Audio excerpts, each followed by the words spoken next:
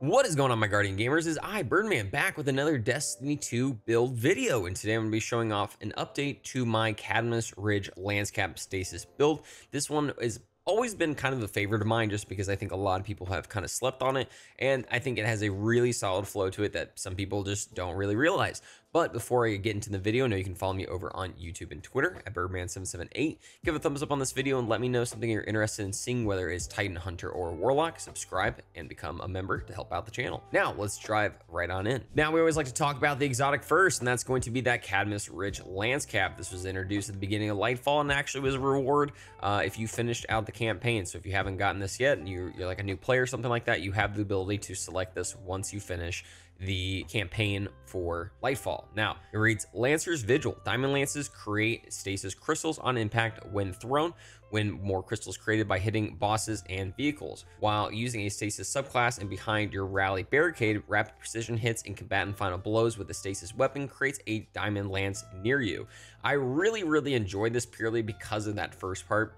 I've always thought that the diamond lances, the little pickup that you can like throw around the map, have always been really cool, but they've kind of just been like you throw it at somebody and they just freeze. Well, getting that extra crystal, especially this season with our current artifact, is absolutely busted. But at the same time, if you're someone like me who sometimes just wants to sit back and shoot some guys, you're able to throw up your barricade and also benefit from this. Going into the subclass and everything you're going to be needing here, first off, obviously there's only one super that you can pick, but I actually think that this one's pretty slept on. But I would like to see in the future a Stasis 3.0 where we get some more subclasses, fragments, and abilities across the board just to kind of boost this up. Stasis, unfortunately, was kind of the guinea pig for the entire, 3.0, like this style of subclass that we have now. So I think it just deserves a little bit more love. Obviously, you have to have that rally barricade to take all the benefit of the second part of this exotic, so I really recommend that. Definitely use a glacier grenade. This is absolutely busted this season, and it's also just really great for boxing out enemies and giving yourself some extra space. But once we get down to some of our fragments, you'll see why this is even more important. With our aspects, Tectonic Harvest is a must. Shattering a stasis crystal creates a stasis shard. This grants melee energy on pickup.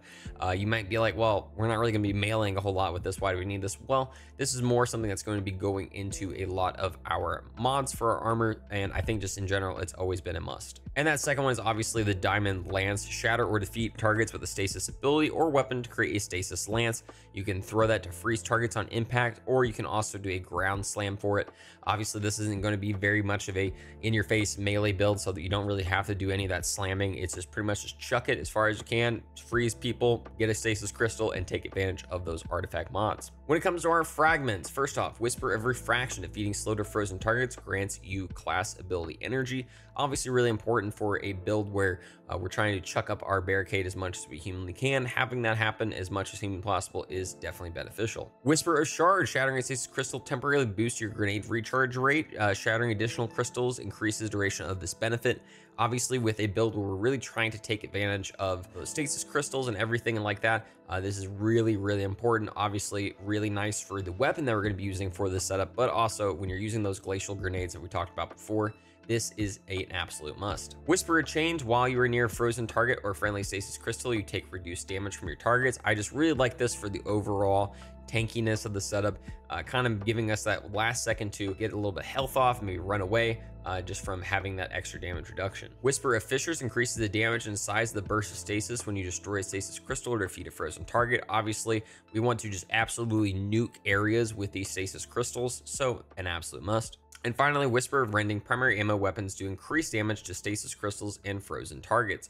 Obviously, really nice just for the weapon we're going to be using to constantly break those stasis crystals. Now, I keep talking about the weapon that you should be using for this setup, and I really think that the Verlass Curve is an absolute boss weapon. I think that you should be actually seeing this in a few other videos I'm going to be posting here soon, but I just really like this weapon. It's one of the absolute best, I think, seasonal weapons that we've ever gotten in Destiny, and I think a lot of people kind of sleep on it a little bit, but it reads for its intrinsic trait. Final blows of this weapon grant stasis arrows. Your next hipfire shot will fire all of them in a single volley. And then finally, Hailstorm. Direct hits with stasis arrows freeze combatants and slow posing guardians. Stasis arrows that impact the environment create stasis crystals. So obviously adding on to like kind of those stasis grenade, now you're able to get that also with this weapon. And finally, for the catalyst, if you get lucky enough to get that, freezing or slowing a target grants this weapon faster draw speed for a period of time.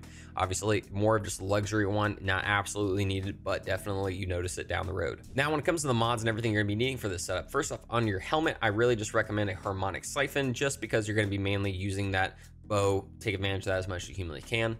I did a dynamo just because reduces our cooldown when using our class ability near targets. You're not really trying to get your super all that much. This one's more of a luxury one. You can obviously swap this out for ashes to assets if you really want, but I think this is probably the most beneficial. And then finally, a heavy ammo finder, just to get a little bit of heavy ammo in a world where a lot of our abilities and stuff have been kind of nerfed down. I like having my heavy as much as humanly possible. On our gloves, I went with a double grenade kickstart. This one I might swap out later down the road. It's mainly just because the melee that we have on this setup is pretty bad, so I don't really like taking advantage of it. So double kickstart is pretty nice.